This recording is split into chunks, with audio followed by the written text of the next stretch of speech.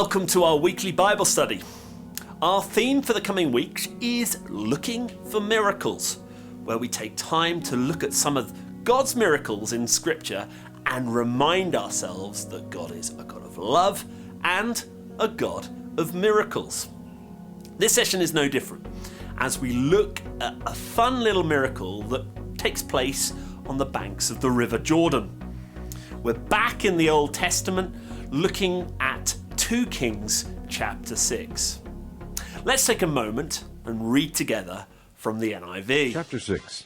The company of the prophets said to Elisha, "Look, the place where we meet with you is too small for us. Let us go to the Jordan, where each of us can get a pole, and let us build a place there for us to live." And he said, "Go." Then one of them said, "Won't you please come with your servants?" "I will," Elisha replied, and he went with them. They went to the Jordan and began to cut down trees. As one of them was cutting down a tree, the iron axe head fell into the water. "Oh, my Lord," he cried out, "it was borrowed." The man of God asked, "Where did it fall?" When he showed him the place, Elisha cut a stick and threw it there, and made the iron float. "Lift it out," he said. Then the man reached out his hand and took it. Who would have thought that God cares about the little things? This is a beautiful, practical and simple miracle that takes place when Elisha and the prophets are building a site for themselves to meet. This construction takes place on the side of the River Jordan, and as the men are working, one man's axe fails and the axe head hurtles off into the river. Now, from my experience, axe heads are not items that commonly float. You drop them in the water and they go straight to the bottom.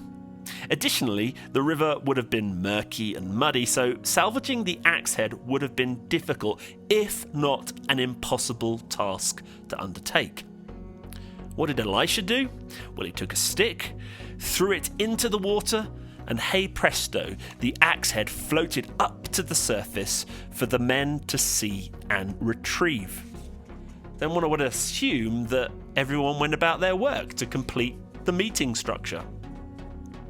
As I said, it's wonderful, simple, and sure, in the grand scheme of things, if the axe head couldn't have been retrieved, it wouldn't have been the end of the world. But Elisha saw the distress the man shared, recognized the axe head wasn't his, and through God's power performed a miracle that meant the man's concern was put to rest and the work could continue. Now, there is a straightforward teaching point that I want us to take away. Believe it or not, God is at work in the simple things, helping you to find your keys when you've lost them or intervening in an awkward conversation. All items in the here and now that might seem a little insignificant, but turns out is important to God as well. God is at work even in the simple things. We might not always recognize it, but He is. We need to learn to look for them.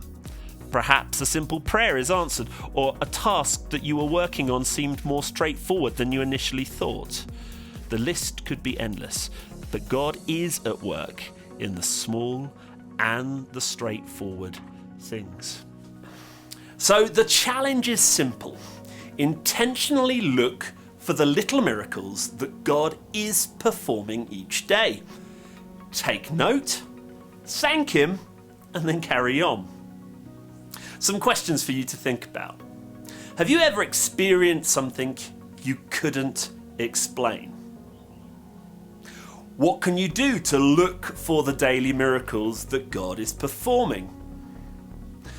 Are there any miracles that have taken place this week that you need to give God thanks? A prayer focus.